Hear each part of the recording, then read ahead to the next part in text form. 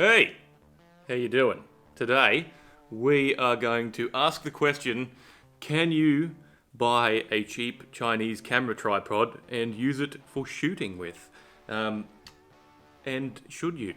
Is probably the more important question, which I suspect the answer to that one is no. But we're here now, so let's give it a crack. So this is the tripod that I've been filming with for a while. As you can see in there, it's been repaired. It's gross. It was the one that came with my Caldwell ballistic precision chronograph, and it still works for that just fine.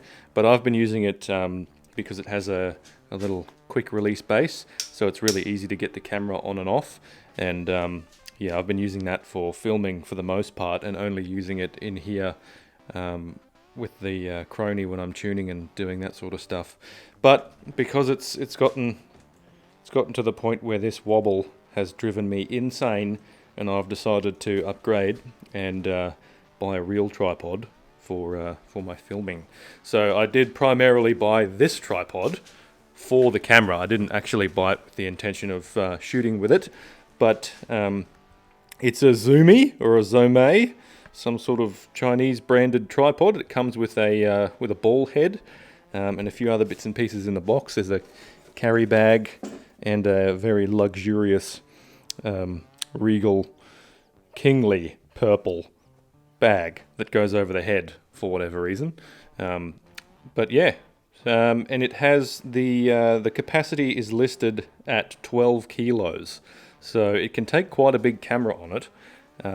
But it might also work if I put the impact on it, because I think the impact is probably like 6 kilos with that big Schmidt and Bender scope on it. So I am going to do some tinkering and see if we can't use it for shooting. It has a little bag hook under here too. It's spring loaded. Whoop, easy now. There we go. Look at that. And you can hang your bag off that to make it more stable if you don't have enough weight. But I suspect with me leaning on it and with that gun on it, it'll probably be heavy enough. But we'll see. The legs, they have these little clicky, flippy things, so you can just like pull it down and click it up, and it flips all the way up. It reverses, and these legs go. You can just undo these and extend the legs down, and they're just like a half twist. It's nice and quick, pretty easy to use. The ball head spins around 360 degrees, and you can also up or down the resistance that it has. And the head on the top, if we spin him around, this big nobulin here, you can undo that a bit and loosen up the head, and the head will tilt to whatever angle you need it to. And you can also, where is it? There it is. Pop it down for portrait mode photography. Cool. But before I can use it for shooting, this right here, that is the quick release plate, and underneath it there is a 1/4 inch 20 standard tripod mount screw, and I sort of need to be able to bolt this to the trigger guard on my impact, because that's where the middle of the balance point is. So I'm going to drill and tap a 1/4 inch 20 coarse thread so that I can just screw this to the bottom of the impact and then have that click in to the top of the ball head on the tripod. So it's pretty tall. It's about sort of just below shoulder height for me, I guess, which is I'm 6 feet tall, so it's definitely tall enough to get a good standing shot off. And that's the balance point right there. So I think I'm going to drill my hole and tap it as far forward as I can get in there without touching that little K&L magnetic removable dust cover for the fill port. So yes.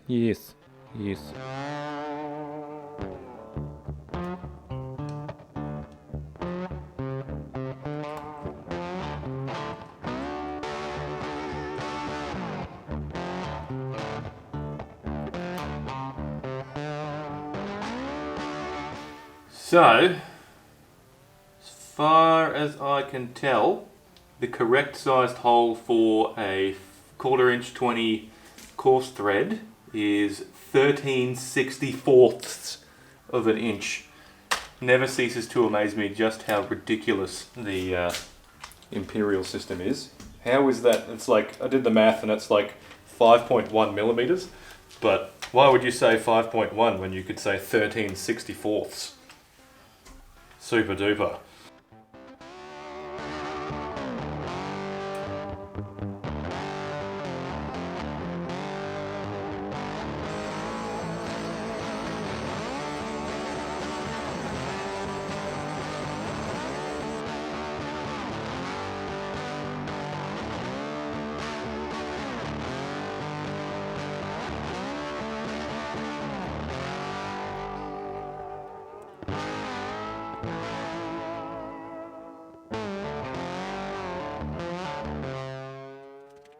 Alright, so there it is. All rigged up and plumbed in. Seems to be holding it fairly well.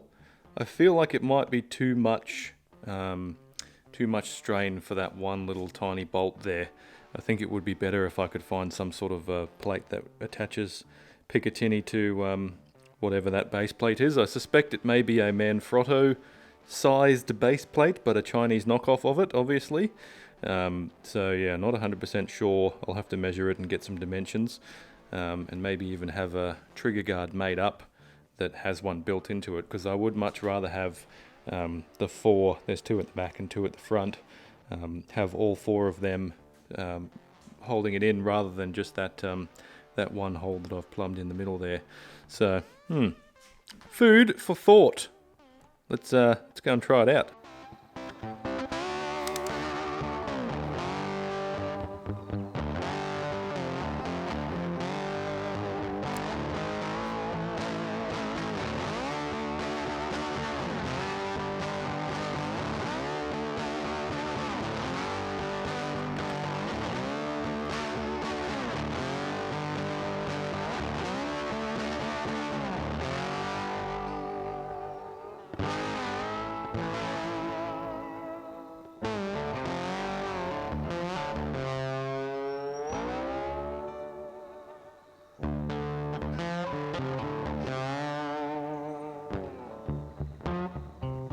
Right, so let's have us a looky-loo at the other tripods that are available on the market. This, we'll start with the top of the line type stuff, or what in my opinion is the top of the line. This is the Really Right Stuff line of tripods, and this ridiculous price here is what you're looking at for something of this quality. They can carry a heck of a lot of weight, and they come with this wicked Anvil 30 ball head ready to rock. They are basically bulletproof, and I'm sure there are plenty of people who have won plenty of competitions with them, but by far and away a long way out of my price range, or at least what I would be willing to pay. This is one of the cheaper ones. If we go back and have a look, there are even more expensive ones. So the 33, the 34, and different gun grabby badoobas that will get the job done for you, but very, very, very expensive. So yeah, not really what I'm into for that. If we take a step down and use something that's sort of a little bit less competition-y and use a little bit more sort of military issue type stuff, you can get the precision shooting tripod from Huntsman Firearms, which looks like a good one. I think this is their carbon fiber one. Always out of stock, no surprises there. Yeah, so carbon fiber, nice and light, but still nearly $800, and you still have to spend a couple of $100 on a ball head, plus your little attachments and all the other stuff that you have to buy. So if you want to go for another step down from that, from this shop, you can also get the pig and a pig saddle, but even then, 315 plus 295, you're still looking at just over $600, and you're not going to get as many angles as you ordinarily would with a ball head, because the pig saddle's a little different. And if you wanted to go nuts, you could go for the hog saddle, which is like the proper heavy duty one, but yeah, still very, very pricey. And they also have this carbon fiber one for slightly less than the other carbon fiber one, but still $700, pretty juicy on the old price tag there. Good, strong, heavy payloads though, so something to think about there. Next up, we have something a little bit more basic. This is the Atac Pro Trigger Tripod Stick. Now, there's lots of different companies that make these shooting stick type dealios, and basically you just rest the gun on them. They have less adjustability, but simple is good. Simple and cheap, and easy to use. So quick to set up, quick to throw down. Not going to get too upset if you break it or lose it, especially if you're only paying $100 for it. And last but not least, camera tripods. So I think this is the one that I bought. There's so many of them online, they all pretty much look the same, but this one has the same specs as mine does, and it's the same brand, and it was around that same price. Can't exactly remember how much I paid, but yeah, whatever.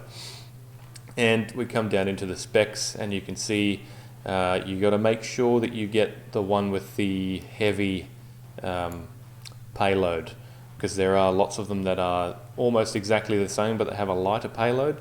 I don't know if they're just upping the payload, they're just deciding that that's what the capacity is. I don't think there's any sort of standard for this sort of thing, but yeah, it is what it is. So get one with a heavy payload, but you can see here you get the tripod and the ball head for the princely sum of 130 Australian dollar dues.